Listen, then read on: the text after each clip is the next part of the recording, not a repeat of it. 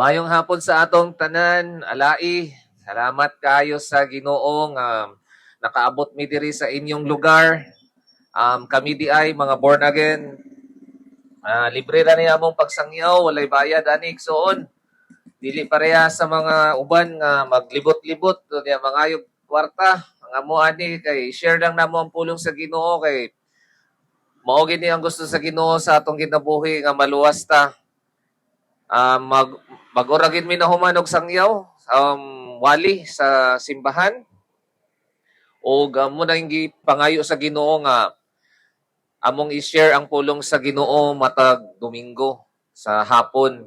So ni ami diri sa inyong lugar sa Alai o ang among gusto lang kay ma-share ang pulong sa Ginoo, wala mi ganhi makipagdebate, wala mi nianhi aron mandaot og relihiyon, ang amo lang share ang gugma sa Ginoo sa inyo nga gigugma gid mo sa Ginoo. O mao na ang iyang mensahe sa ato karon nga gusto niya nga ipakita sa inyo nga gigugma mo sa Ginoo. Ug na ako'y mga kauban na mga kauban sa simbahan, mga youth ni sila nga akong gi-training sa pagsangyaw sa pulong sa Ginoo. Ania sila para mag-share sa pulong sa Ginoo sa inyo ha. Gusto nila i-share ang ilahang natun-an sa Biblia o kami di ay kay mga end-time evangelist nga magsasangyaw sa katapusan ng mga adlaw. O ako di ay si Pastor Evangelist JD and di ako yung mga kauban sa Church Ruwak, taga-Agusan, Rami, Cagayan de Oro. Glory to God. Amen. May hapon sa inyo ang tanan mga igsoon, taga-alae o demi dari mga igsoon. Aron isang yaw, is-share ang pulong sa Ginoo o gusto day mi ka mga youth sa Church Ruwak and sulugoon gyapon sa pulong sa Ginoo mga igsoon o nami dari aron isang yaw ang pulong sa Ginoo.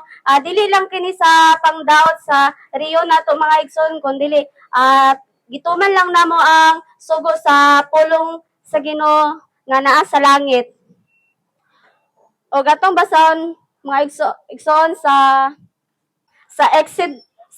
Exodo 18 verse 20. Ang Dios nagsulti og mao kini nga iyang giingon, ako ang Ginoo nga inyong Dios nga nagkuha kaninyo gikan sa Ehipto. Diin kamo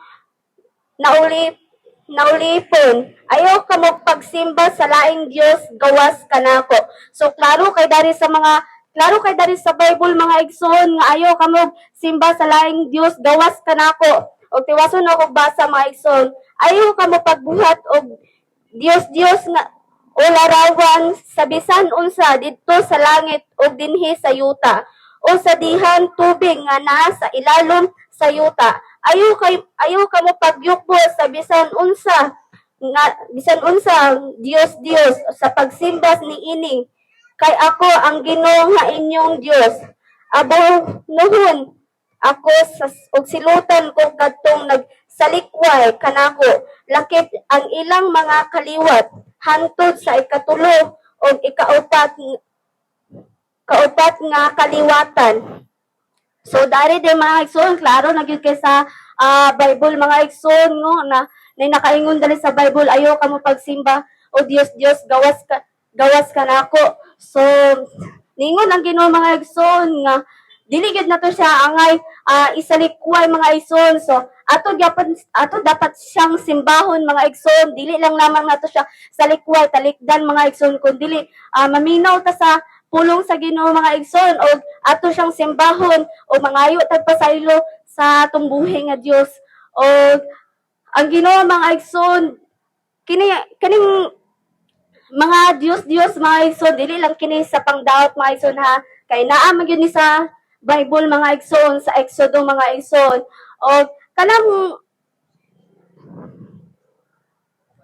kaning kuan mga igsoon dili lang katong naglinog mga igsoon makatabang ba sila sa tuwa og magkalisdanan magkagubot-gubot mga igsoon, di ba? Dili mga igsoon, makatabang ba sila sa tuwa og mga tumbata, mga disgrasya ta, di ba? Dili na sila makaluwas mga igsoon, dili na sila kadungog, dili na sila kakita, dili na sila kadungog mga igsoon, dili na sila kaginhawa mga igsoon. Ug nga tapos inyo simba sa ato simba-simbahan mga igsoon, dili gyud na angay ato simbahan mga igsoon kay bato lamang na mga igsoon, gibuhat lamang na sa mga tao mga igsoon, larawan na mga igsoon, semento lamang lang mga igsoon. Kung dili didto ta magampo sa buhi nga Ginoo nga gikan sa Israel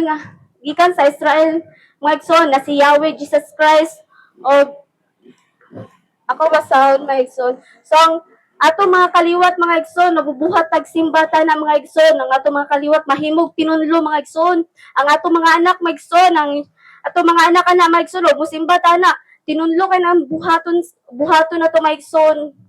Akong basahon sa Matthew 7:21. Dili tanan nagtawag ka na ako Ginoo nga makasulod sa gingharian sa langit. Kadto lamang nagtuman sa kabubuton nga akong amahan nga tuwa sa langit. So, maigsoon, sige lang tay tagtawag ani Ginoo.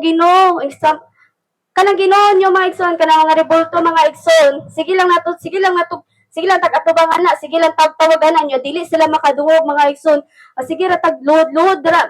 Kadagko na tong singot pero dili gyapon na nila madungog mga igsoon kay ngano man mga igsoon dili man wala may espiritu na nisulod kundi ang nisulod ana mga igsoon espiritu sa daotan mga igsoon ang nisulod ana mga igsoon kay bisan man og maglinog mga igsoon dili na sila makatabang mga igsoon dili na makatindog dili na sila makabangon sa ilang kaugalingon mga igsoon dili matumbara na sila mga igsoon so kana gyud mga igsoon tinunlog yung kina mga igsoon nga ato na simbahon ug sige tagsimba na mga igsoon.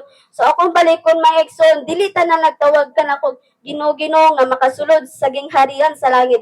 Kadto lamang nagtuman sa kabubuton sa Ginoo.